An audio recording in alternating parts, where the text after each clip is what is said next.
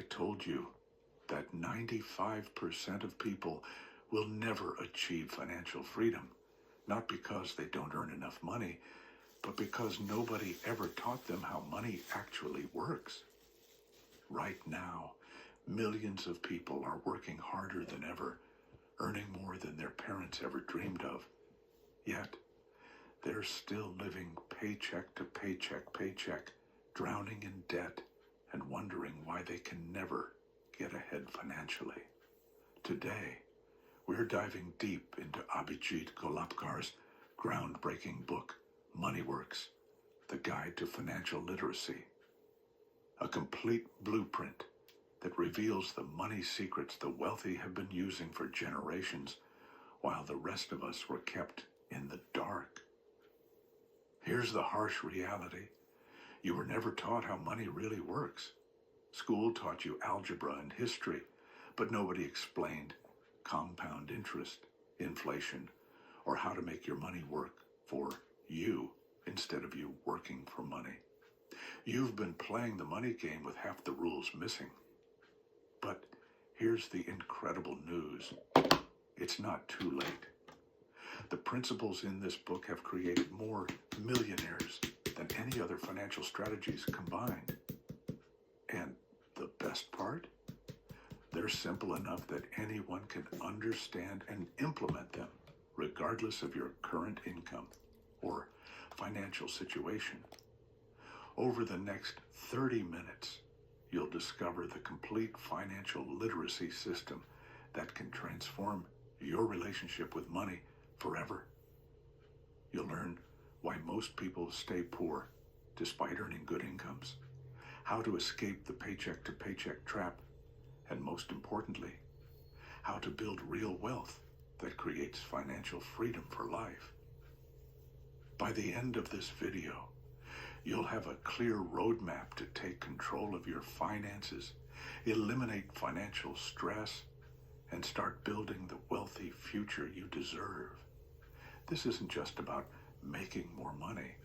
This is about fundamentally changing how money flows in your life.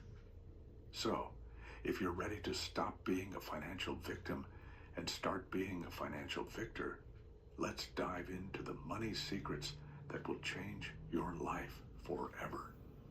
Chapter 1, The Financial Literacy Crisis. Let's start with a wake-up call that might shock you. Golabkar opens with devastating statistics.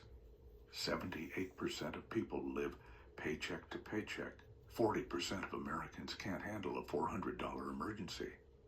And the average person retires with less than $100,000 saved after working for 40 years. But here's what's truly shocking. This isn't happening because people don't earn enough money. Many of these financially struggling people earn six-figure incomes. The problem is something much deeper and more dangerous: financial illiteracy. Golabkar explains that we have an education system that teaches us everything except the one skill we'll use every single day for the rest of our lives: how to manage and grow money. You can get a PhD in engineering, but you were never taught the difference between good debt and bad debt. You can run a successful business, but you might not understand how inflation is silently stealing your wealth every year. This financial illiteracy isn't an accident. It's by design. The wealthy have always understood that financial knowledge is power, and they've had no incentive to share this knowledge with the masses. Banks, credit card companies, and financial institutions profit enormously from your financial ignorance. Think about it. When you don't understand compound interest, you become a customer paying compound interest to banks instead of earning it. When you don't understand investing, you keep your money in savings accounts earning 0.1%, while inflation eats away 3 to 4% of your purchasing power every year. When you don't understand the difference between assets and liabilities, You think your expensive car and big house are making you wealthy when they're actually keeping you poor. Kolapkar introduces a concept he calls the financial matrix, a system designed to keep you working for money your entire life instead of having money work for you. The matrix convinces you that the path to wealth is to get good grades, get a good job, work hard, and save money. But this advice, which worked for previous generations, is now a recipe for financial mediocrity in today's economy. Here's the brutal truth. While you've been following the old rules of money, the game has completely changed. Inflation is higher, job security is lower, and traditional pensions have disappeared. The wealthy adapted to these changes decades ago, but most people are still playing by outdated rules. The first step to financial freedom is recognizing that you've been programmed with limiting beliefs about money. You've been taught that wanting wealth is greedy, that money doesn't buy happiness, that rich people are evil. These beliefs were installed in your mind to keep you content with financial struggle. Kolapkar shares a powerful realization. Money is not the root of evil. The lack of money is. When you don't have enough money, you're stressed, your relationships suffer, your health declines, and you can't help others the way you want to. Money doesn't solve every problem, but it solves money problems. And money problems are the source of most stress in people's lives. The good news is that financial literacy can be learned at any age and any income level. You don't need to be a math genius or have an MBA. You just need to understand a few key principles and apply them consistently. The wealthy aren't smarter than you. They just know different rules for the money game. Chapter 2, The Money Mindset Transformation. Before you can build wealth, you need to completely rewire your relationship with money. Kolapkar dedicates an entire section to what he calls the money mindset transformation, because he knows that without the right mindset, all the strategies in the world won't help you. Most people have a scarcity mindset about money. They believe there's not enough to go around, that making money requires sacrificing your values, and that if they become wealthy, they're taking money away from someone else.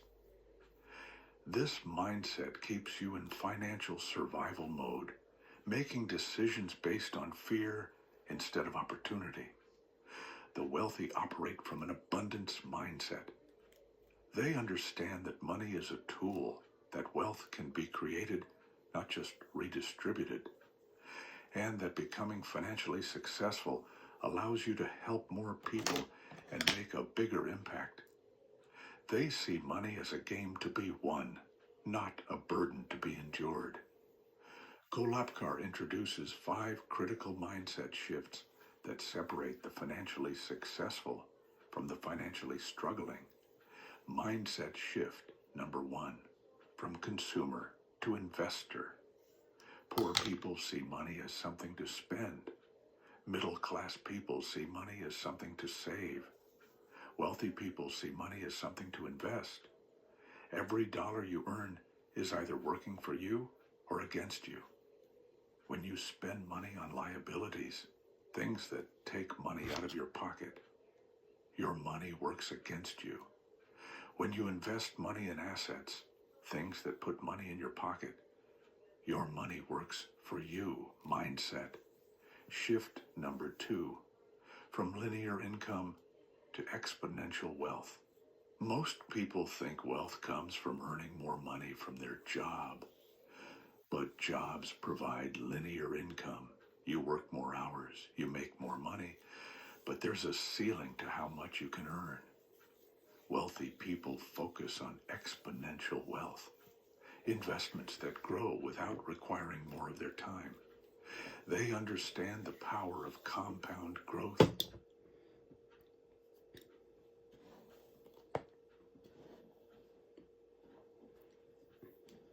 Look at all that gray.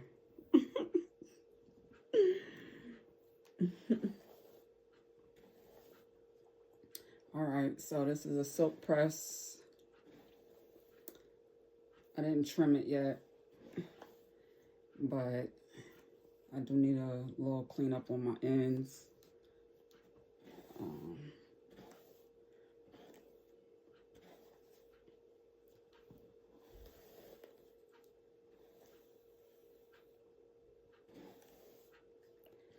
It's a pass, like one pass with my Baby Bliss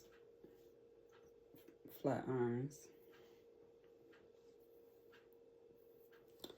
And I used a little bit of that Sacred I told y'all about for my heat protectant and to detangle. Well, my hair was already detangled, so I pretty much used it just to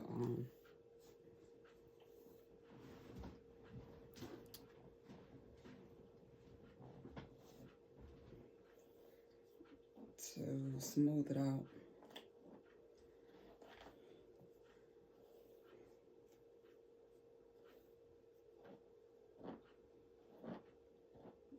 Make me some clip-ins for when I do decide to wear my hair out.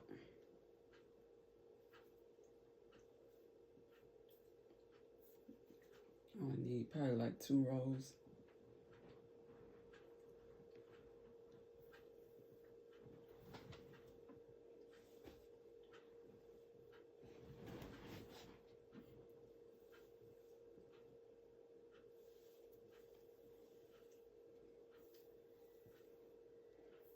It looks a lot fuller and thicker before I flat iron it. Definitely before I blow dry it.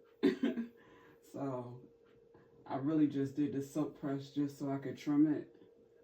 But and like I said, do a length check. But I'm going to be doing some natural hairstyles here, some flexi rod sets, some twist outs, some Bantu knot outs. You know, I might even do a couple natural updos on myself. I haven't done that in like, probably about 10, 15 years. Before I started doing them on everybody else, I started practicing on myself. All right, I gotta zoom. I gotta get ready to log on in 5 minutes.